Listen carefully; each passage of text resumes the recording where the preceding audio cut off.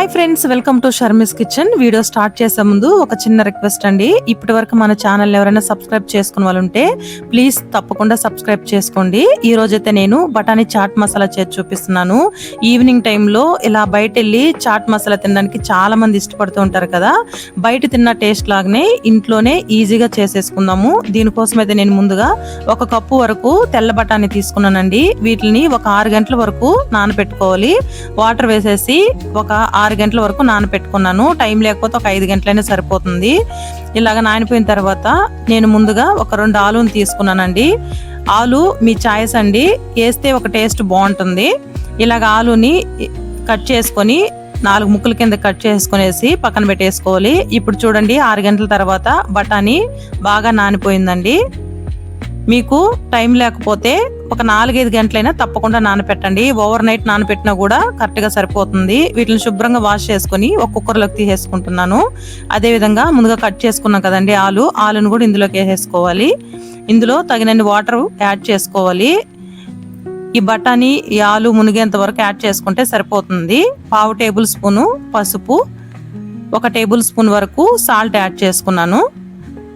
ఇలా వేసుకునేసి మొత్తం ఒకసారి మిక్స్ చేసుకునేసి కుక్కర్ మూత పెట్టేసి ఒక 2-3 విజిల్స్ రానిచ్చామంటే మనకు ఈ ఆలు బఠానీ బాగా ఉడికిపోతుంది మెత్తగా. లేదు మీరు ఉడకలేదు అనుకుంటే ఇంకొక విజిల్ రానిచ్చారంటే ఉడికిపోతుంది. చూడండి, ఆల్మోస్ట్ మనకు ఉడికిపోయింది బఠానీ. మరీ ఎక్కువ మెత్తగా అయిపోయినా కూడా బాగుండదు. ఇలా ఉంటే సరిపోతుంది. మళ్ళీ తర్వాత మనము బాయిల్ చేసుకుంటాం కదా, కరెక్ట్గా సరిపోతుంది. సో వీటిలో ఏంటంటే హాఫ్ బఠానీ తీసుకొని ఒక ప్లేట్లో తీసుకొని బాగా చల్లారనివ్వాలి. ఒక సగం వరకు తీసుకుంటే సరిపోతుంది. చల్లారిపోయిన తర్వాత వీటిని మిక్సీలోకి వేసుకునేసి మెత్తని పేస్ట్ లాగా చేసుకొని పక్కన పెట్టేసుకోవాలి. బాగా చల్లారిన తర్వాత మిక్సీకి వేసుకోండి. ఇలాగా మెత్తని పేస్ట్ లాగా చేసుకొని పక్కన పెట్టేసుకోవాలి. ఇప్పుడు ఆలు ఉన్నాయి కదండి, వాటిని వేరొక బౌల్లోకి తీసుకొని ఇలాగ స్పూన్ తీసుకునేసి వీటిని మెత్తగా మ్యాష్ చేసుకునేయాలి. మిక్సీకి వేసేదంటే మరీ మెత్తగా అయిపోతుంది. ఇలాగ పలుగుగా ఉండేలాగా మ్యాష్ చేసుకుని పక్కన పెట్టేసుకుంటే సరిపోతుంది. చూడండి, నేను హాఫ్ బఠానీ తీసుకున్నాను. హాఫ్ బఠానీ ఇందులోనే ఉన్నది. ఇప్పుడు చాట్ మసాలా కోసము ఒక కడాయి పెట్టుకొని ఇందులోకి 2-3 టేబుల్ స్పూన్ వరకు ఆయిల్, బాగా హీట్ అయిన తర్వాత 1 టేబుల్ స్పూన్ జీలకర్ర, అదే విధంగా సన్నగా కట్ చేసుకున్న ఒక 2 పెద్ద ఉల్లిపాయలు, ఒక 2 పచ్చిమిర్చిని చిన్నగా కట్ చేసుకొని యాడ్ చేసుకోండి. వీటిని కలుపుకుంటూ మంటను లో టు మీడియం ఫ్లేమ్ లో పెట్టుకొని గోల్డెన్ బ్రౌన్ కలర్ వచ్చేంత వరకు ఫ్రై చేసుకోవాలి. తర్వాత 1 టేబుల్ స్పూన్ వరకు అల్లం వెల్లుల్లి పేస్ట్ కూడా యాడ్ చేసుకోవాలి.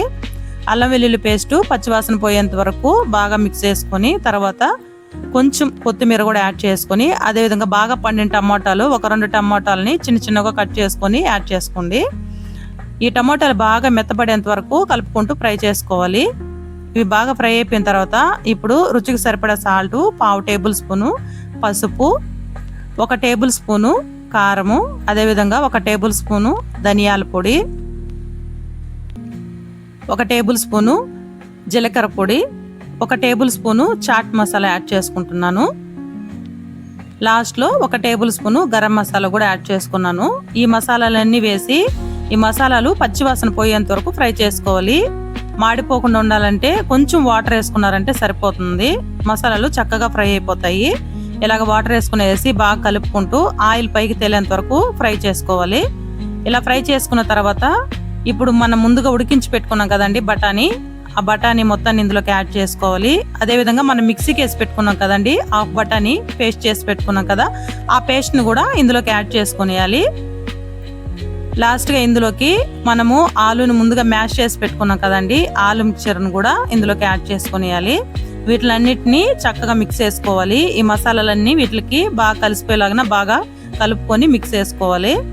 ఇలా మిక్స్ చేసుకున్న తర్వాత ఇప్పుడు మనకి వాటర్ అవసరం అవుతుంది. ఎందుకంటే చాట్ మసాలా ఎప్పుడు కొంచెము వాటర్గా ఉంటేనే బాగుంటుంది. అదే మిక్సీ జార్లో కొంచెం వాటర్ వేసుకొని బాగా కలుపుకొనేసి ఇందులోకి యాడ్ చేసుకున్నాను.